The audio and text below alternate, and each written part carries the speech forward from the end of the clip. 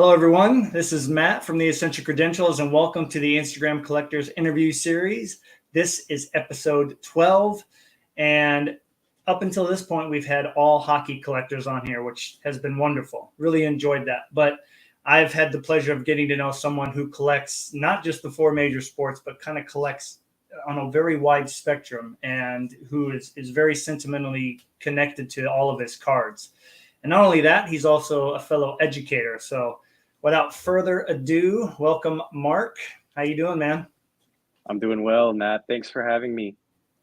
Definitely. Really been looking forward to talking to you because we haven't had a chance to really chat like this before, and we've talked about it a few times, but really excited to have you share, a lot about your collection, which I will be able to show everybody here in a few minutes, and just kind of like, all the reasons behind all the different cards that I see you post. And that's something that makes your account unique is, you got guys like me who post Marc-Andre Fleury 3 to 5 times a week. You got people who post sets and teams, but you seem to post all over the place, but for a specific reason, as opposed to just like, here's one of my million cards that I own. Let me just show you another one. Like just off the top of your head, like when you think about your collection, how would you describe like what you're doing, especially with how you're posting on Instagram?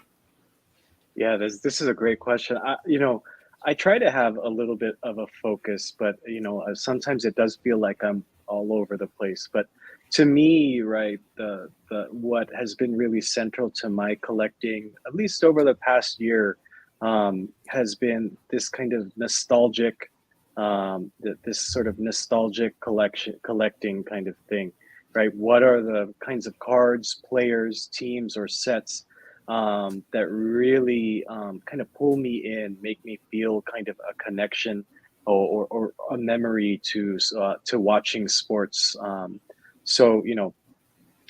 couple of the things that I have been doing, like, I do a little bit of player collecting as well, just like you, but the player collecting for me is an entry point to like, I collect Drew Holiday in basketball. So for those of you that don't know, he plays for the Milwaukee Bucks.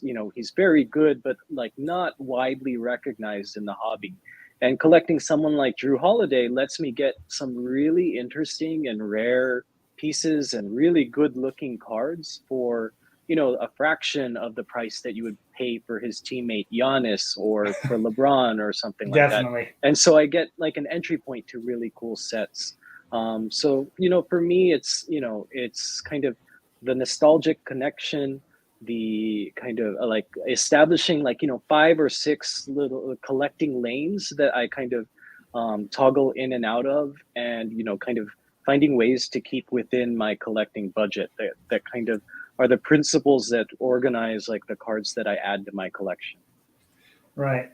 Well, that's what's super cool about collecting so much variety and so many different sports is each sport, whether it's the four major sports or then you got soccer and now Formula One are both huge. You've got, some Olympic cards. I mean, they all offer something unique. And it's not just what they offer, it's the athletes that you can find a connection with. And that's something that I see on each of your posts. You have something that you say you like about that athlete or a story you remember maybe growing up and having, an experience watching this athlete on TV. I think that's something that is always refreshing to see when I see your posts, because we just came through such a big, I like to joke about this, but like #invest time in this hobby where so many people, their decisions were based upon money.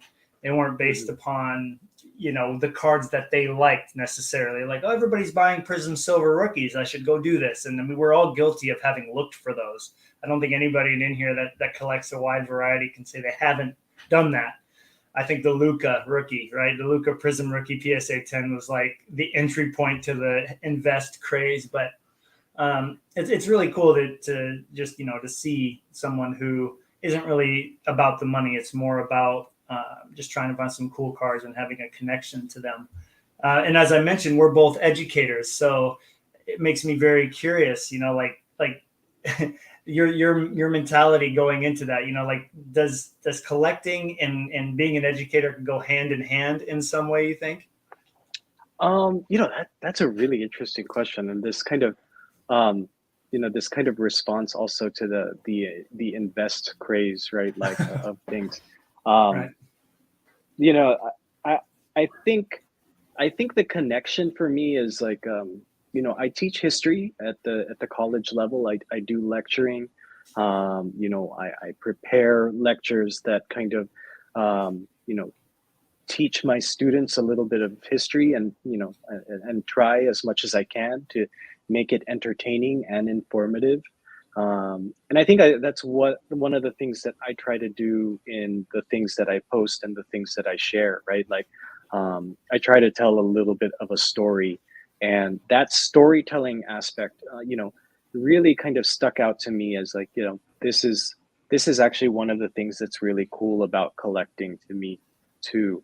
Right. Because I started, I collected since I was a kid, but I came back, around this kind of speculative craze, right?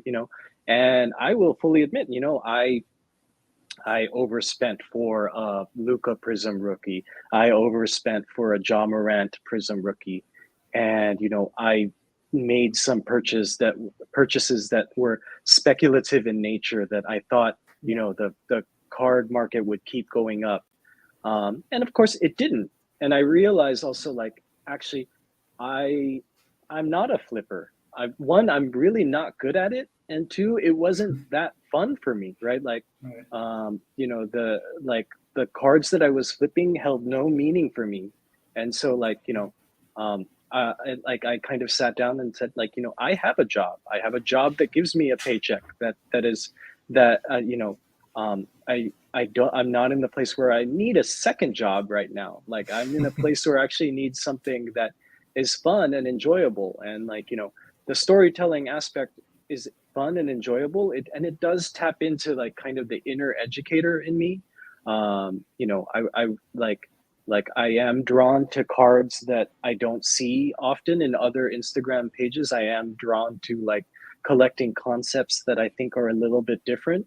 But I'm also drawn to, like, sharing that knowledge with other folks, because the thing that has kept me connected to the Instagram, like, kind of component of the hobby, is I learn a lot from other collectors. Like, I think one of the first conversations that I had with you is, like, I was looking for, the first Filipino hockey player, and I was like, I think I reached out to you as, like, what can you tell me about Matt Dumba, right? Like, because Yeah. I it was a name that I saw, but I didn't know anything about him as a player or about the hockey collecting scene, and we Right. were able to have a really, like a really great chat from my perspective on that. Right. And so that kind of storytelling, that continuous learning, that exchange of knowledge, all of which I think are part of my education work, I think Mhm. show up in my collecting work in more of a recreational way, in less of that work way. No, I completely agree. I think our growth mindset, I think any educator that's teaching now has heard that word a few times, maybe more. But that approach to collecting is definitely what brings me a lot of joy, because while I'm collecting these cards of Marc Andre Fleury mainly, I'm also trying to learn about, okay, what was the philosophy of design on this card here, this set, which is why talking to Billy was so much fun.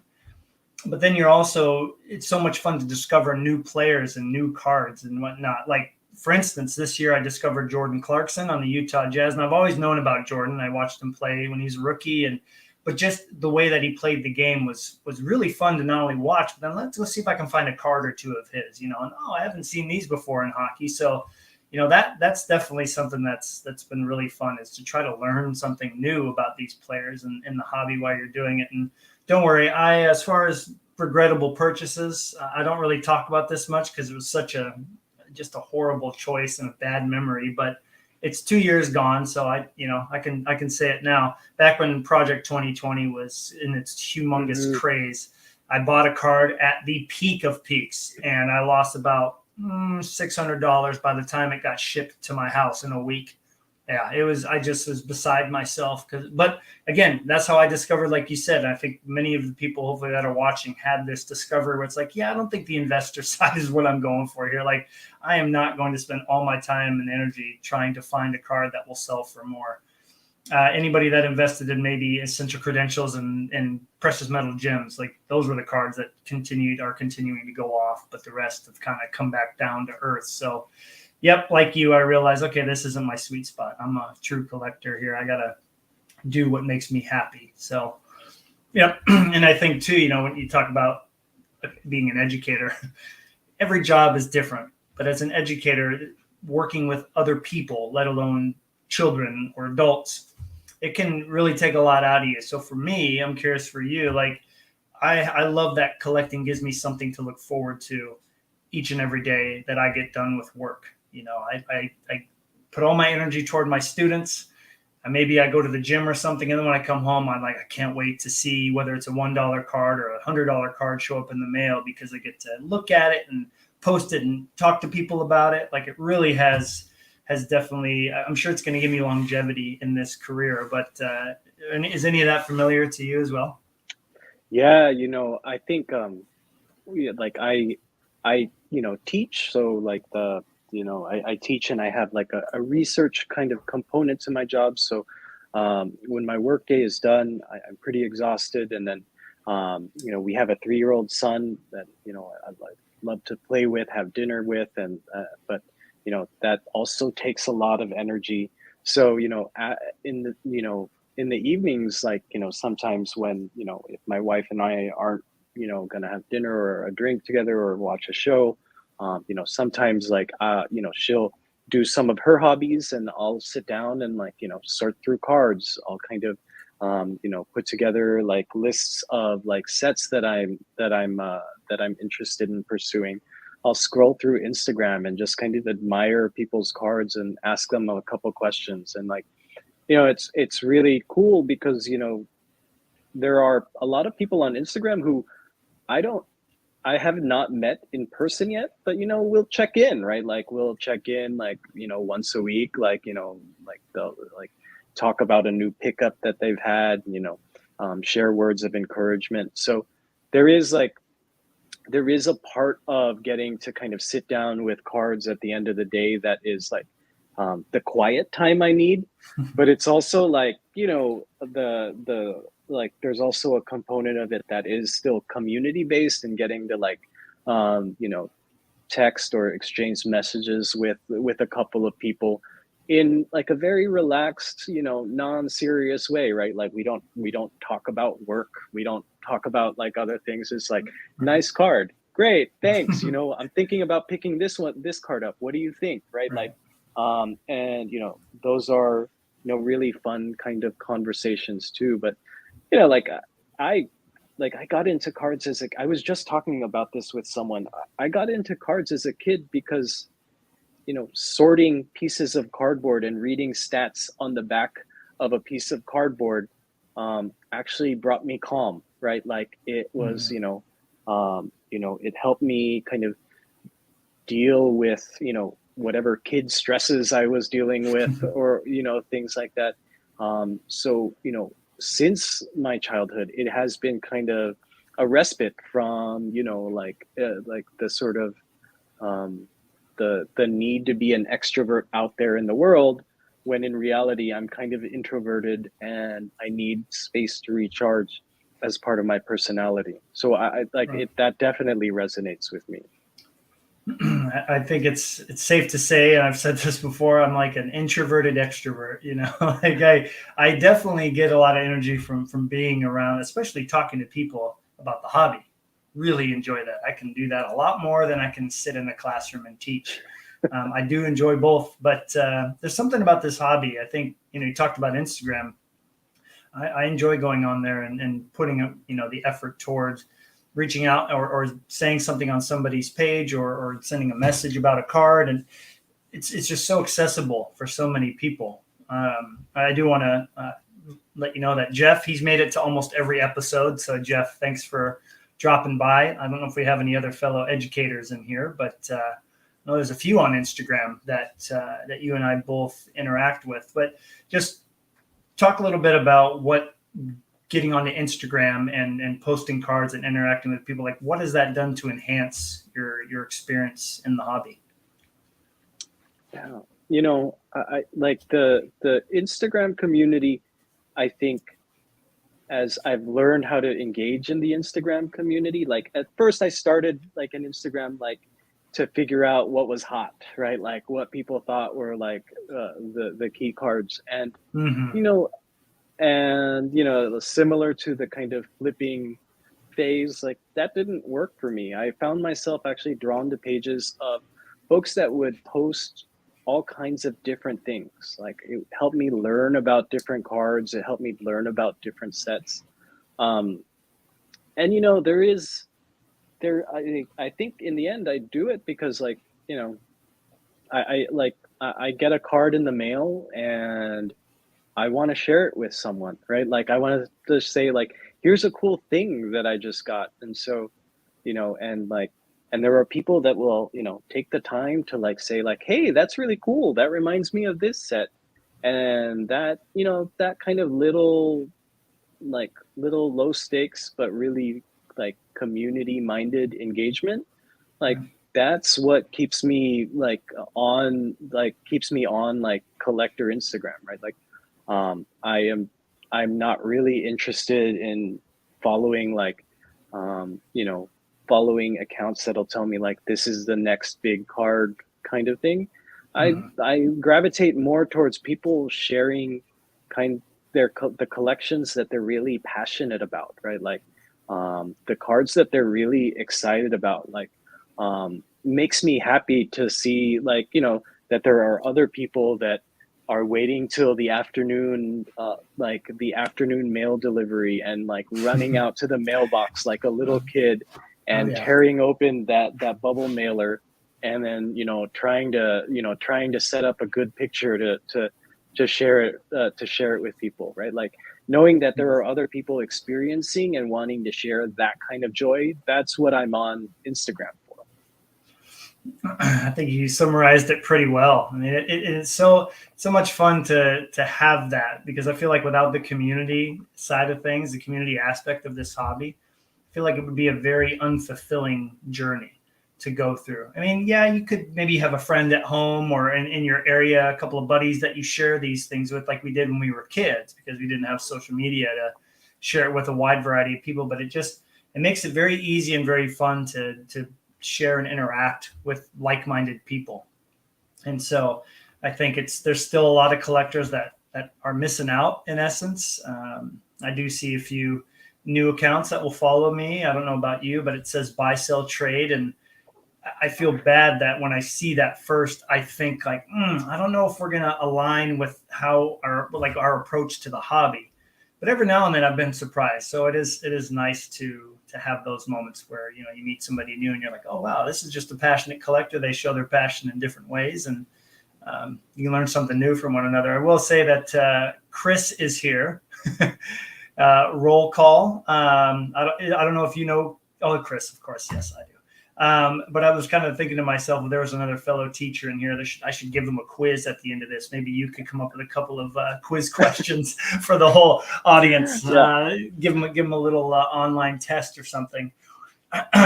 So we had a really interesting discussion too, right before we went live. Again, this is our first time talking to one another, but it was very easy. It's funny.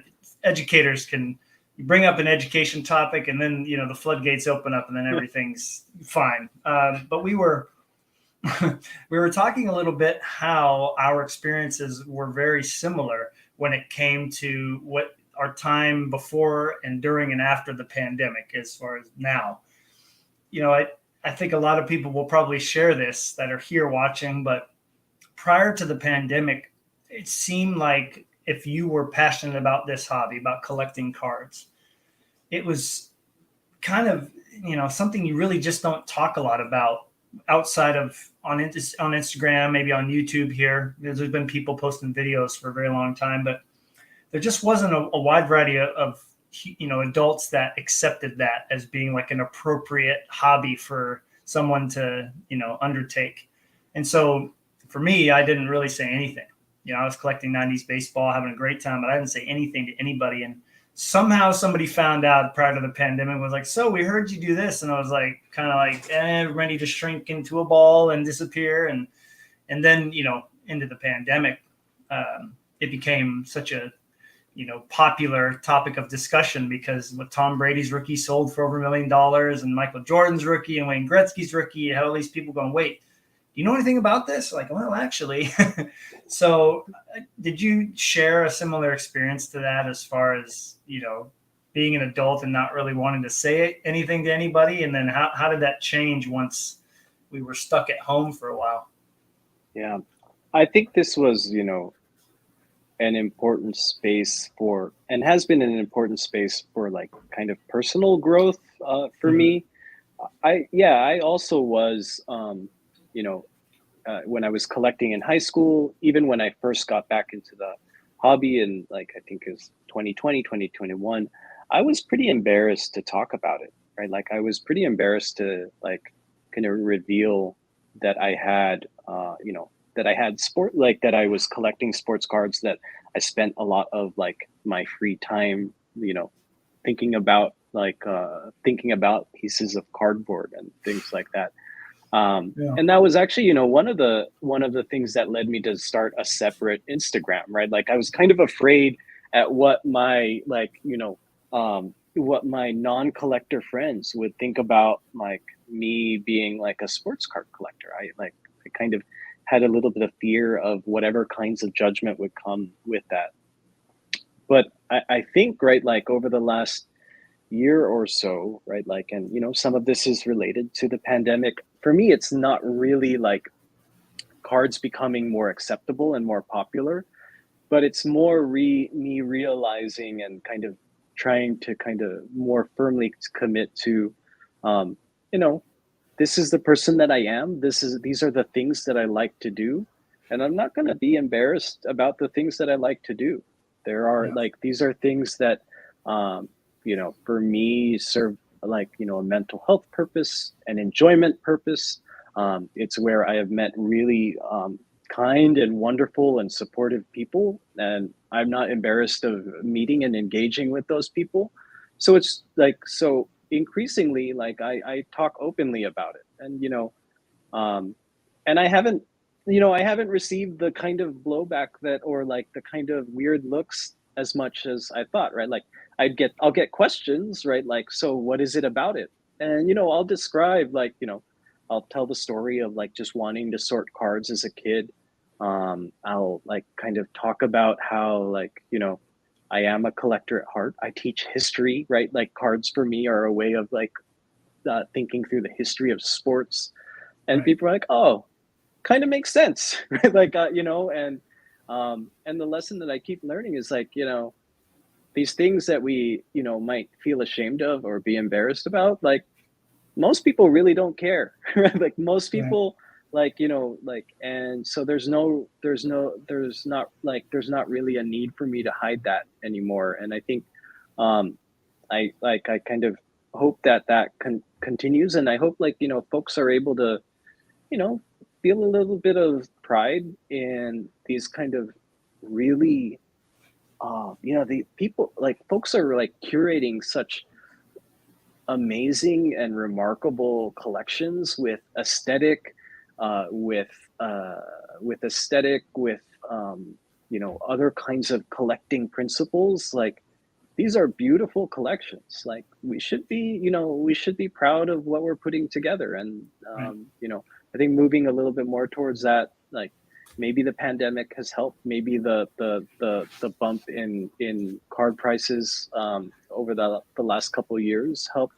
But I think it's also, like, now on Instagram, you're seeing, I see a lot of people that are just collectors, right? Like that, Right. and it's like, there are a lot of us, and, like, I think, and I think that also gives me a little bit of um, confidence to think about collecting a little bit more openly.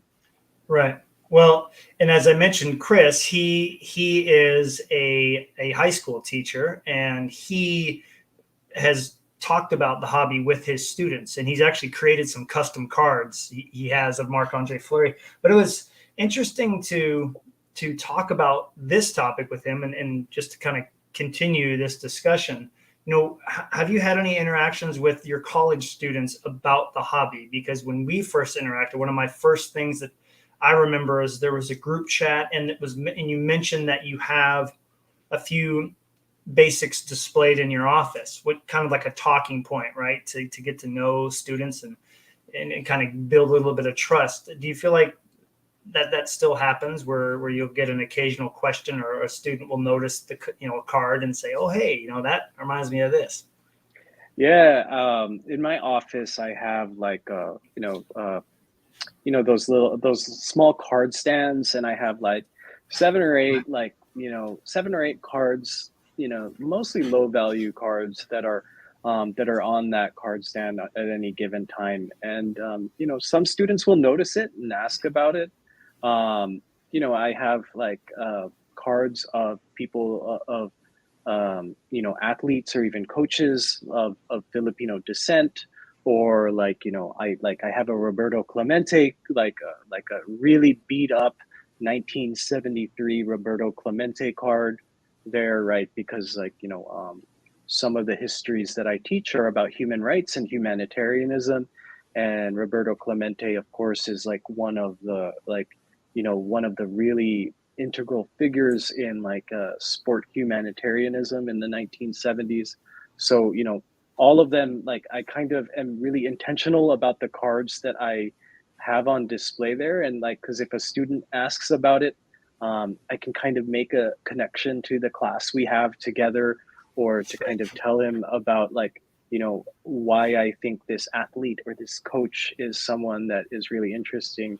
And so it does allow us to have a little bit of a conversation. And related to the previous question, right? It also kind of, when I'm in the classroom, I am teaching a subject, and we're like working on that particular subject, and there's like a particular authority that I have as a teacher or professor, but when they're visiting me in my office or talking through an assignment, I also kind of want to signal to them that I am also a person with interests, and with things that I like to do outside of work, right? Like kind of showing them that teachers are people too, right?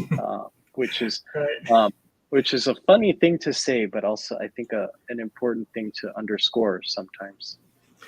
Right. Well, and it's got to be different everywhere that you teach too, everywhere you work. I mean, I live on an island of 8,000 people or so, and my students very, very often I get the sense that they look at me as that, as just another person. So it makes it more challenging at times to make sure when the authority needs to be there, because we're learning that it's there. But also, it really has made it easy for me to kind of connect with them when they all come in and talk about how amazing their Pokemon collection is, and they can show me. And we've done trade days on a Friday at the end of the day, That's and awesome. teaching them how to negotiate a trade and shake hands, and understand how that's final, but then appreciating one another's cards. And there's a lot of really good lessons to be learned within collecting, believe it or not. I mean, for some people, I don't know, might not think about it that way, but I think you and I have a pretty good understanding about that. But I think it's great that you're bringing cards in that can be used as a springboard toward the history that you do teach. I mean, that's a great way of combining your professional life with your your laid back hobby that we try to use to help us relax, rather than have it be a stressful thing. So, and you mentioned your Filipino descent too, and I've noticed that not just players who are Filipino, but do you find yourself being fascinated with players from other cultures or heritages that have broken boundaries, or done something specific in history in their sport? I feel like I've seen some of those cards on your page too, right? Do you have a few that come to mind by any chance? Let's see. The a couple of the cards that I've been really fascinated with recently, and have been these cards from the 1936 Olympics, which was, Ah, yes. of course, one that I have not posted yet, Mm, is a card of Jesse Owens, right? Who, of course, okay. wins several gold medals in track and field in the 1936 Olympics, and the this Olympics is held in Germany, right? So Jesse Owens is a black athlete is winning these gold medals in front of Hitler, right? Like, and there is like just an astounding and incredible history that is there.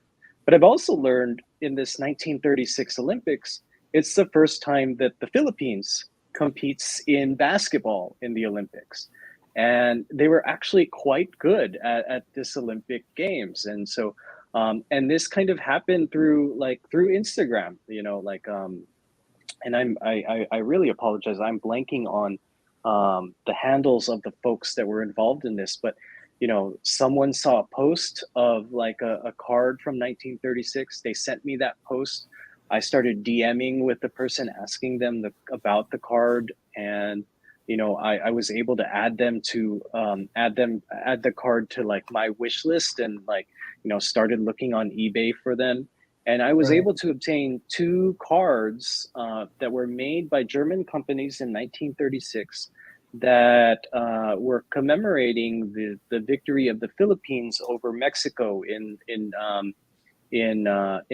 a basketball competition, the first like kind of Olympic basketball competition, right? Like so, that kind of stuff like kind of gets me excited as a historian, as a Yeah. sports fan, as someone that is interested and attached to the Philippines, right? Like so, you know, those are some of the things that have like recently drawn me in. I mentioned that I collect Clemente.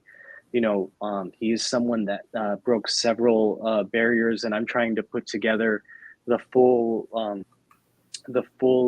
Clemente run from I think 55 to 73, which is what, like 19 cards. Yep. That'll take a while because the rookie card is pretty. It's tough to find an affordable and centered, even low grade rookie card of Right. that. But these are like I think it's also fun to have some really long term goals there. So yeah, I think Right. I am drawn to. I think one of the things that you showed was a couple of cards of Vicky Draves, who is a Filipino American woman who won two gold medals in the 1948 Olympics, and these are really path breaking athletes, ones that we don't even think about, and ones that we don't even think might have cards, right? But there's Right. all like the thing is they made cards for everything, right? So it's It so did. that like so that kind of makes it fun. So sometimes like I'll learn about a particular athlete or a figure, and then I'll start kind of figuring out, do they have cards? Like, Mhm. is there a card of them? Like, where might I find that? And then like places like Calm Sea are really helpful for that, because like there are millions of cards on their database, so you can kind of figure out like, oh, there is this card that exists, right? Like Right. and you can try to track down a copy of it. That's it's very interesting everything that you talked about there, because as you were going through that, I've taught for the last 8 years with our reading curriculum about Jackie Robinson, which just of course makes me so happy that I get to bring up sports within the history of teaching how America has changed as much as it has. And there's been so many times where as I get done teaching about him, I'm like, I don't own a card of his. Like, I need to find a vintage Jackie Robinson card, because I mean, he just not only was he a breaking barriers, but he was a great player. Like, he was a really Yeah, exciting player to watch. I mean, if you were alive back then, he would have been a perfect player to root for. He's fast, played great defense, he could hit, and he was a great guy too. So it's really, yeah, that every time I go through that curriculum for teaching, learning about Jackie Robinson and equal rights and all this stuff, I'm like, man, I don't own a card of his, darn it. But yeah, I think what you're saying too is there's always something to learn from the cards that you're collecting. It's it's a shame, and it's, I get it. You watch breakers and they're flying through boxes and they're going past all these cards, and they, of course, they're not worth anything, so they just don't even talk about them. But I feel like collecting, if you were to pull it back a little bit and you were to go through each card, like when I was a kid, I opened up some of my first hockey cards and, oh, that goalie looks really cool. Or let me read the back of this card and learn about how many goals this player scored or how many home runs this guy hit or so forth. That was really a more simplistic time. And it sounds like you have a deeper appreciation for your cards as opposed to just gathering as many as you possibly can. But you mentioned COMC, and we have to talk about this during this episode. We had a funny conversation back during football season, if you remember. You made a rather interesting purchase on COMC during the football season, and it's so funny because I know you don't really make the connection to your name and the player. I didn't really, pretty common first and last name, but talk a little bit about the card that we're mentioning. Do you have it posted on Instagram too? Can I go find it? Do you know if you made a post for it? I do have it posted on Instagram. It's a little bit back. Okay. I'll find it. Yeah. So I happen to share a name with famous / infamous former New York Jets quarterback who who now is doing some really good announcing and play-by-play work. Not only do we share a name, we were also in college at around the same time, and we attended rival schools, right? So I was at University of California, Los Angeles, UCLA. He was at USC. So like I had known about him since he was a college quarterback, and like having the same name, like I even had the experience of someone sending a autograph, like through the mail autograph request to my home. I think they had looked up a Mark Sanchez address and they sent it like that. So I got a couple of football cards in my home, like that and a request to sign these cards to sign these Mark Sanchez cards. So there's always been kind of a funny kind of connection there. So right. One of the first things that I bought when I went back into the hobby was a Mark Sanchez autograph, because I thought it would be just hilarious to pay money for my own, basically my own signed name. So, there's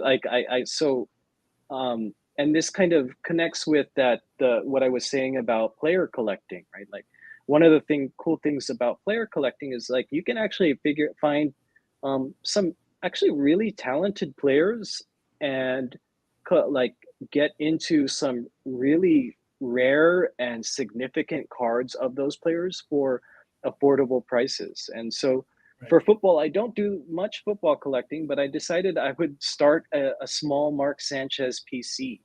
And I listed a few of the cards that I had always that I would want to add. And one of the cards I've always wanted to own, or one of the sets I've always wanted to own something from, is 2012 Prism, right? Like it is it is kind of 2012 Prism Gold specifically. It's one of those sets that is at least in basketball is way out of my price range. I would never be able to afford a 2012 Prism Gold. But just for kicks, one day I started looking on COMC or for different Mark Sanchez gold cards, and I saw that there was this one that you're showing on the screen, a Mark Sanchez gold prism. It's actually jersey numbered 6/10. And hockey collectors love that. So now you've gained more fans right off the bat. It was this card that I knew I was gonna purchase, but I started messaging some friends what do you think? Or what do you think about this? And it's all of them, of course, right? Like we are most of the folks that I message asking about buying advice on buying something, we all kind of just enable each other. And and I ended up picking up this card, and I'm so happy I did. Every time I see this card, I have a good chuckle. I'm I'm really happy that it's part of my collection. It's a card that makes me smile. I can now say I own, I have in my collection a 2012 Prism Gold, right? Like, and it kind of checks off all of the boxes, like for that kind of list of what's fun about collecting for me, right? Like, Right. you know, it makes sense that there is a Mark Sanchez Prism Gold in Mark Sanchez's card collection. Well, I think this card kind of defines what makes you, or defines you as a collector, because again, going back to what we talked about as far as being very proud of how you collect and what you collect, and not trying to fit into any mold that's already been created from all these other collectors out there saying this is what you should buy, this is what you should collect. I always have a very big appreciation for people who collect exactly what makes them happy, regardless if it's a player who's been criticized or has done, unfortunately, is infamous for a play that Peyton Manning mentioned at the ESPYS, even. So, but at the same time, he was a great quarterback in college. He was a great quarterback in the NFL. He had plenty of good moments. It just he didn't live up to the hype necessarily. But I like that you not only went out and got this card, but the discussion that it created. I remember that it was really fun to see. You just kind of own that and show everybody like this is exactly what I'm all about, and I'm not going to change that depending on somebody's opinion of what I collect. Yeah. So yeah, no, that's awesome. I definitely wanted to bring that up because I remember having a good chat with you about that. But but it's good, man. I think those are some of the most iconic cards. I remember when Prism came out in basketball, and it was like, ooh, gold Prism, like out of 10. Okay, like Yeah. this is pretty significant, And I mean, geez, if you want to find a card of a major basketball and a football or hockey player, even because they kind of got them into this rookie anthology release, they did these little 3-card packs. But if you find a gold of someone, way up there, significant wise, price wise, they're doing the same thing that some of those other major sets are going. So you never know. You probably got a good deal on that card, believe it or not. Yeah, I think, right, like, I think that speaks to like one thing, like, I will say like my invest or flip mindset is gone, but like I think the part of the gravitating a little bit towards rare and unique pieces is like Mm-hmm. with kind of the like also the awareness, like I don't want to, like, I don't like, I'm not looking to make a whole lot of money, but like I think a lot of these cards might keep some of the value, all right, like that is spent. Some of them might even go up, right? So it's not like I'm burning burning dollar bills and picking these cards up, right? Like I'm still trying to be intentional about how much I pay for a card and how much I think a card is valued at, and I actually I do agree. I think that is a card that I don't think it's gonna go a lot less than what I paid for it, and like I don't plan on selling it, but I think that that kind of helps with the sort of card budgeting aspect, because sometimes you do have to let some cards go to add new ones. Definitely. That is true. You always got to have something that you can use for a little bit of wheeling and dealing. But I mean, I am kind of curious now too, because you mentioned the Olympic cards, which are really cool. The collecting like a wide variety of players and sports and whatnot. Are there like where are your current interests right now? Is there a player, a set, like beyond the Clemente set or set of the run of cards that you're going after? Is there anything lately that's maybe by Panini, Upper Deck? I don't know that you've seen that you're like, oh, okay, this one's piqued my interest a little bit. Yeah, I think my sort of favorite cards from like the sort of ultra modern era are actually the Revolution Galactics. Oh, nice. I you know I think there's a pretty mixed opinion of those in the hobby, but I just love the shine of them. I think they're really, they look really great in hand. And so one of the things that I have been doing is I've been trying to get a Drew Holiday Galactic from every year that he is in the Revolution set. Okay. That's been a bit. It's been a bit challenging. I'm missing, I think, two of them, and then this year's Revolution will be coming out soon. So Right. I'll kind of be in need of three of them. But those are like my kind of current favorite sets. I'm primarily a basketball collector. So the other set that I'm working on right now is the 1996 Skybox Autographics set, which Oh, is, that's a great I set. think it's like 95 or 96 cards. I'm up to 85 of them. So I'm working on completing that set. The ones I have left are the really big ones. So like I made a lot of progress for a little while getting the kind of smaller ones off of ComC and other places.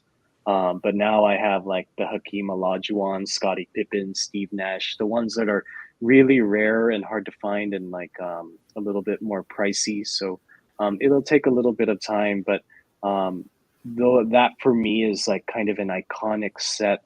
Um, I think they have like there's the hockey autograph, like hockey has the Skybox autographics as well.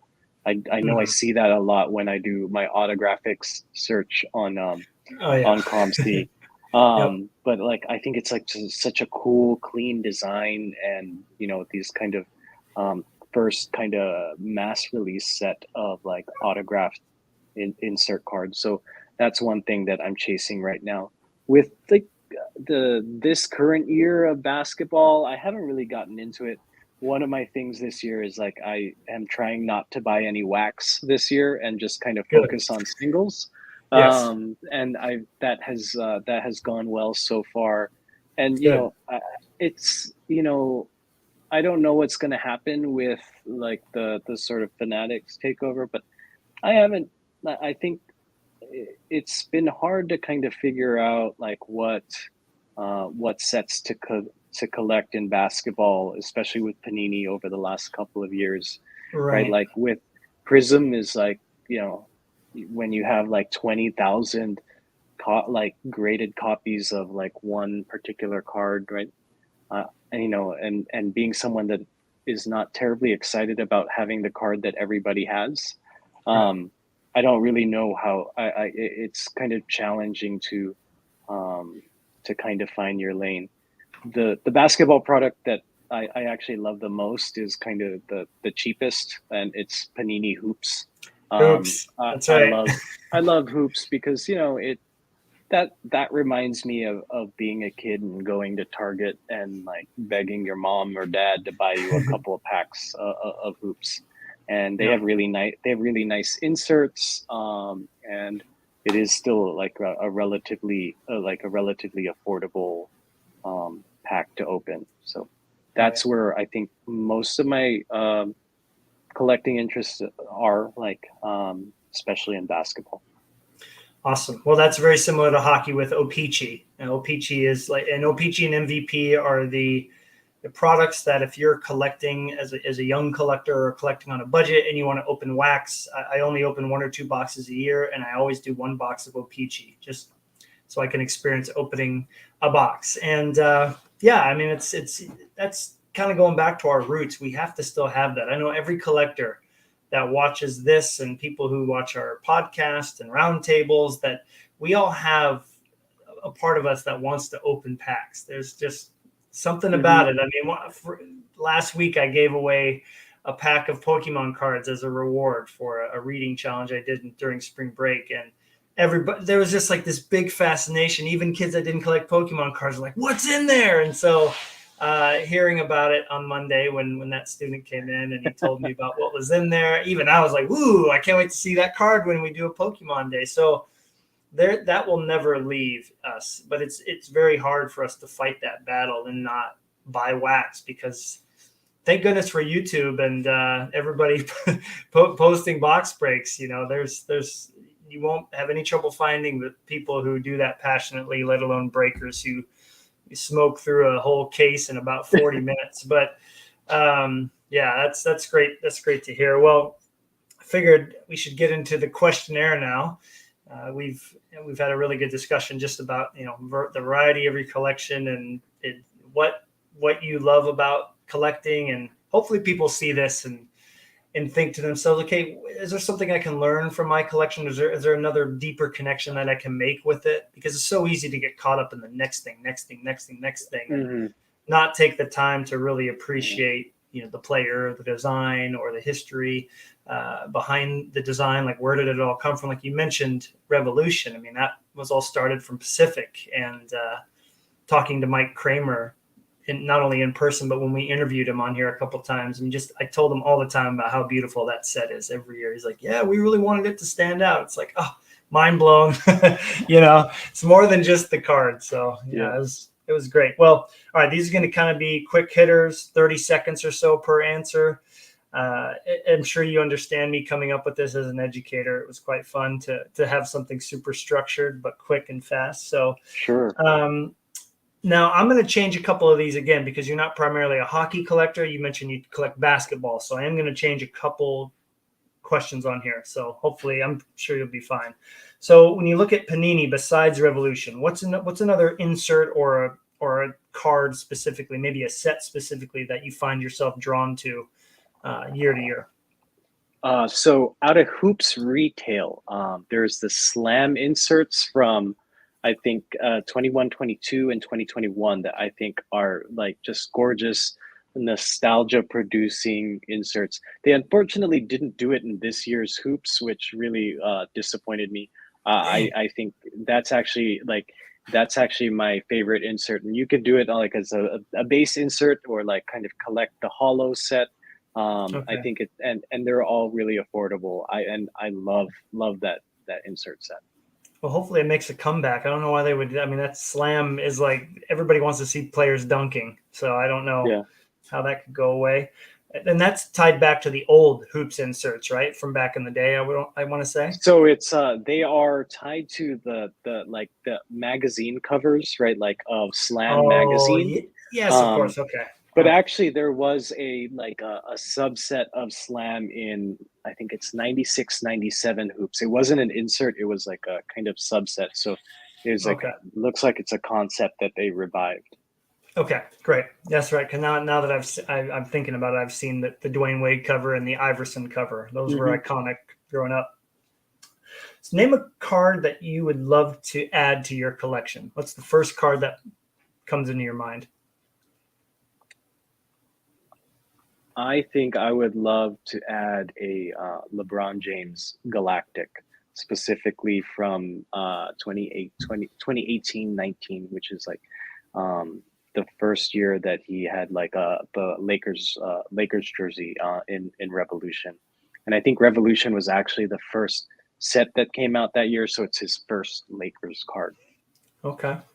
Awesome. Hopefully that happens for you, man. That would be wonderful to see. So I know it's kind of out yeah. of the price range, but Yeah, like well, you never we could. know, right? Off season steal or something. I have been enjoying the Lakers post, especially Austin Reeves. The other day, I saw him do the too small, and I was like, okay, I like you even more now. Thank you. That was perfect. When you get onto Instagram, what is an account that you always look forward to seeing a new post from, whether it's somebody who goes into depth like you do with a card, or somebody who has a specific style of photography? Is there an account that comes to your mind? I am a big fan of the account Modest Card Collection. Um, Okay. there's like a Oh lot my of gosh. New York connected cards like PMGs. You know, he's putting together a run of NBA top 75 or NBA MVPs, and there's such intentionality behind the connect collection.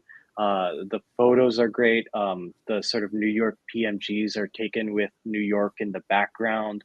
Like even though we don't always we collect fairly different things, I think it's an example of someone that's very thoughtful about their collection and just has a ton of really really cool cards.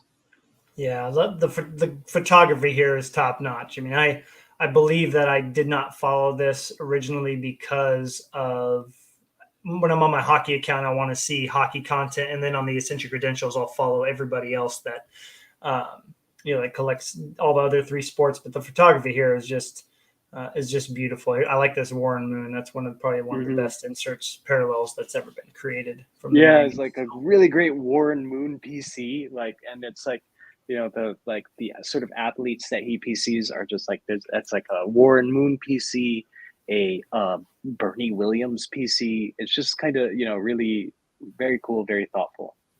Wonderful.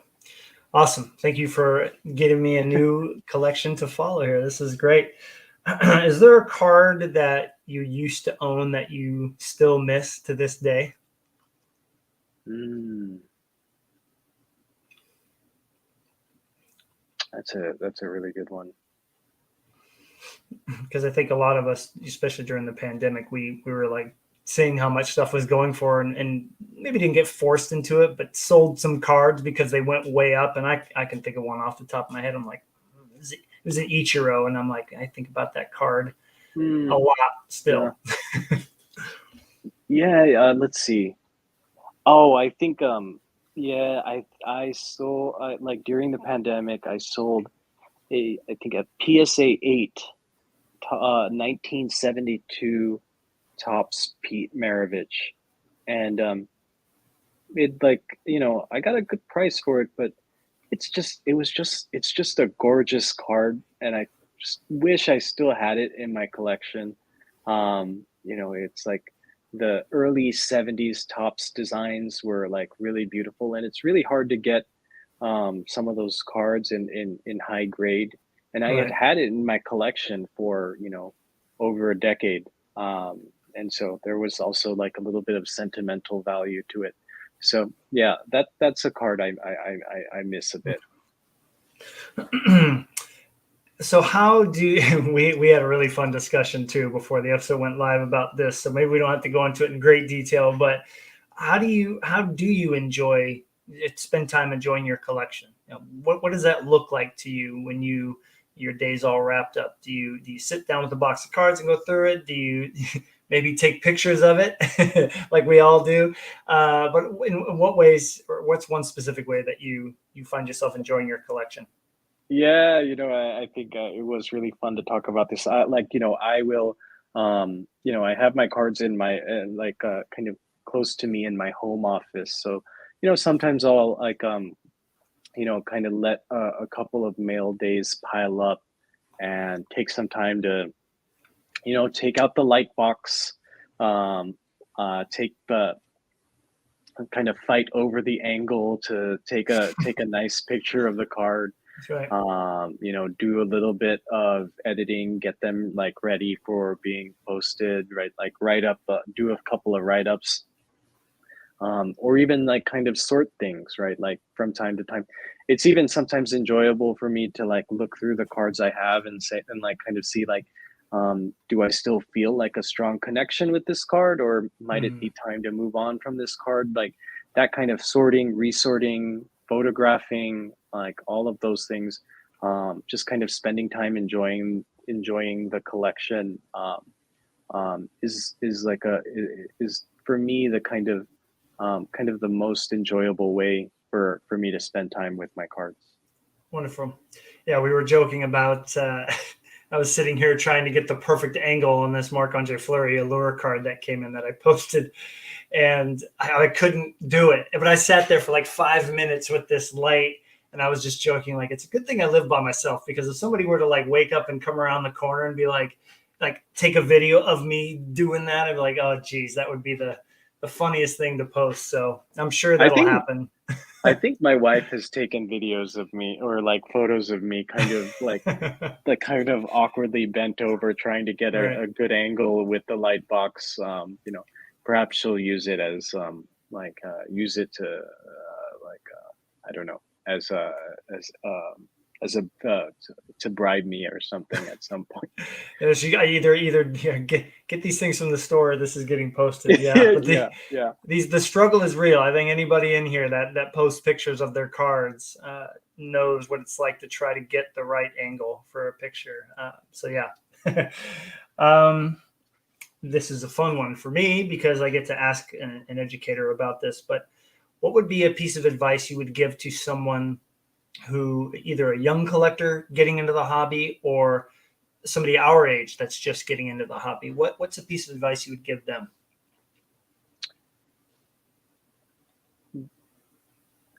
I would, especially if it's someone our age, I would say, only get into this if you're doing it for fun, right? Like, um, you know, if you're doing this to make money, you can certainly do that, but it actually takes a lot of work, right? Like, and there's like this is like gone are the days for easy money here, right? Like, um, do research, find what you like, um, find like, um, you know, find ways to connect with people, right? Like, um, let this space be something that is enjoyable for you, not something that brings additional stress. um, for young people, right? Like, I think the work that you do with your kids and like telling them, like helping them talk through how you conduct a transaction, how you Mm-hmm. engage with a fellow collector, how you right like how you kind of develop an ethical kind of approach to trading, to buying and selling. I think those are things that I would highlight. And I'd really also like encourage them to have fun, but also, unfortunately, I'd also like have to encourage them to kind of keep their eyes open, right? Like, and be and try to be as aware as possible, right? Unfortunately, I think there are unsavory types of folks that take advantage of newbies, whether they're kids or adults, right? Like, Right. and I feel particularly bad and angry when they are taking advantage of kids, right? Like, Mm-hmm. that's something that happened to me as a kid, and I never forgot that, right? Like, I still get like angry thinking about, getting scammed by like an older guy at a card show, right? Like Right.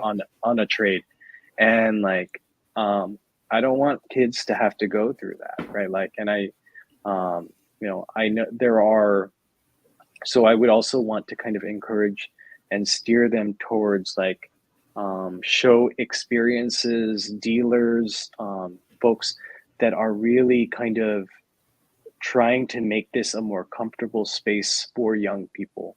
Um, Definitely. you know, that those are the things I'd be thinking about. So important to have a good group of people that you trust to go to for advice too. You add that to all the things that you said, and you're setting yourself up for success and fun in this hobby. So hopefully someone watches all these interviews and sees the answers. I was thinking of doing a super cut of just that answer to that Mm, question by everybody that's been on here, mm. just so as parents with children that collect can say, hey, look at what these people are saying. This is something we should think about. So yeah, great answer. Okay, a couple more. What would you like your collection to look like in 5 years? Hmm. Um, in 5 years, I would like to have fewer cards, right? Like, but actually, like, have every card be like kind of deeply meaningful for me, right? Like, um, you know, I'd like to think of it as like I would like every card to be one touch worthy, right? Like, Yeah. and that, like, and um, I would like to have, like, I would like to knock off some of the cards that are on my wish list, and kind of continue to have a refined wish list. I think in 5 years, I would like to add that Clemente rookie, right? Like, I would like to have that Skybox autographics set done. I would like to add a couple of other pieces, but I would also like to have like um, find some cards in my current collection to kind of move on from, right? Like, I think, that is also a natural part of collecting, right? Right. And, I think I haven't done a lot of trading, but I think in the next couple of years, I'd also like to have added some cards to my collection through trades, and particularly through trades with people that I've developed relationships with on Instagram. Because I think, when I talk about like the story behind cards or the attachment to cards, I think the sort of provenance or like the journey of a card, Right. like has part of that to tell, right? So if a card in my collection came from a really good collector friend, I think, and the transaction that we had, that would be really cool. That's cool. First person that said that. Almost everybody so far has said to shrink the collection down a little bit. That's really something that I wasn't expecting when I made that question up. I was expecting more of like, well, I'd like to get this, I'd like to get this, and I'd like to do this. Many people have said I have too much. And I don't know if you've Mm-hmm. seen Kelvin's interview. Collects. He's a brodeur collector. I remember him looking at me before we did the interview and saying, "See this box that all my one touches are in? I want my collection to fit in here." So that's why I laughed when you said them. Like, sounds like Yeah. something Kelvin would say. Okay, the second to last question is, and again, I'm looking forward to this answer because I think as educators, we're always kind of evaluating, we're self-evaluating. What are we being perceived as, and what are we putting out there, and what does it say about us? But when people, you know, find your page for maybe the first time or second time, like what impression do you want them to walk away with after they've interacted with you for the first time or seen some of your posts? The impression that I hope people have is like when they see my page, like, oh, that's a collector. There's some weird stuff there. That there's some weird and interesting stuff there. That there's a collector I would like to have a conversation with. I would like to learn from. There is a collector behind that page that is trying to bring a positive and honest energy to the collecting space. Love it. Love it. And you definitely are that for sure. We always have good discussions when we chat. So, and you have fun too. I know you didn't mention that, but you like to have some fun. You put something in your story the other day that was I can't remember what did I say? I was like, I'm going to use that in the future, and now I can't think of what it was because it was a really funny hashtag or something that you came up with.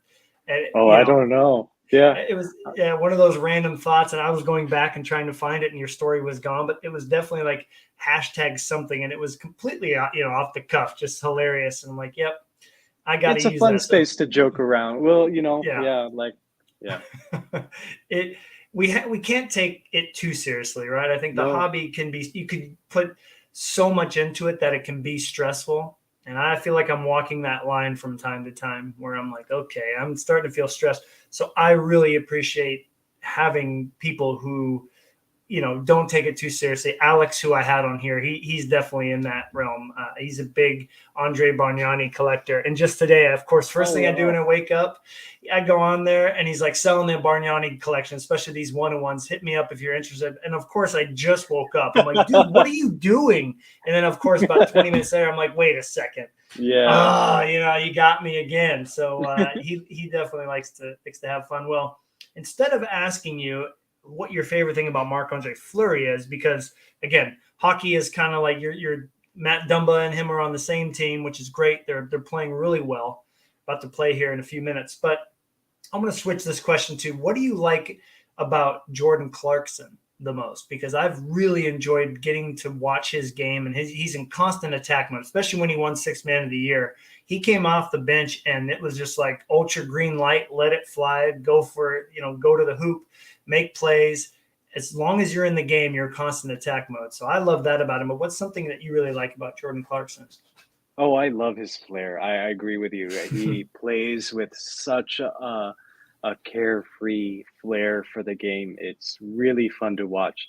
Jordan Clarkson is playing for the Philippine national team, right? So Right.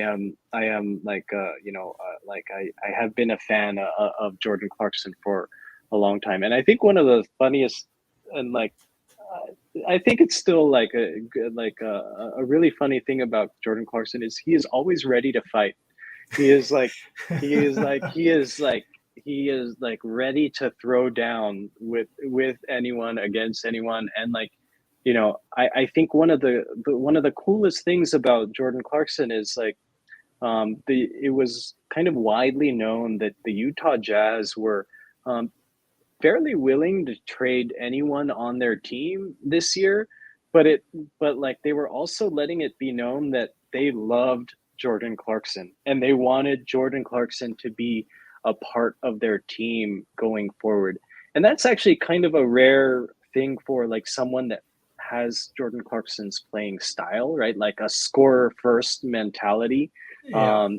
Like the kind of uh, I think ready-made assumption for that style is that he's a selfish player, but that kind of signified to me that he is someone that brings a lot to the table in terms of a team's kind of willingness to fight, their attitude, their competitive Mhm. spirit, and so I'm so excited to kind of cheer for him when he plays for the Philippines this summer. Oh yeah. I got my Jordan Clarkson Philippines jersey ready for that. Nice. If I go to national, maybe I'll rock that jersey out there. But Nice. I think he's a really great player to kind of collect in the basketball space because he's one of those players that's super good, but he's not on that superstar price level. Thank goodness. Yes, he's very affordable. Most of his cards are. And I will say that he is a fantastic passer, too. I've seen him make some Mm-hmm. beautiful passes where he gets into the lane and kicks it out to Laurie Markkinen, who's going to win most improved player. Like in a landslide vote, he's going to win it. But they've got some a bright future ahead, that team does. They add a couple more pieces. They're going to be very good. Yeah, So the they final. did well. Oh, yeah, go Yeah, ahead. Yeah, they did well, well with that. better than anybody expected. I mean, I thought they were going to win hardly any games, and they started like 5-0 this season. It was just like, what? The final question I have that I ask everybody is there anything you would like to ask the host? Is there anything you would like to ask me? It's like I think, you know, I have been as someone that follows your page, um, I have kind of been interested in what leads you to target particular cards of your PC player. Like some of the stuff, Mm-hmm. makes sense. Like I gotta get a precious metal gem, right? Like I need, Right, I need that particular relic that is extremely rare. But like, right. what are the kind of principles that you take into account when you're looking to add, a card to your player PC? Right. That's a great question. And I ask myself that from time to time so collecting doesn't become stale. Obviously, I would like to get as many cards of my player as I can because I know that within reason, a lot of them are attainable. A lot of the base cards and base inserts, things like that.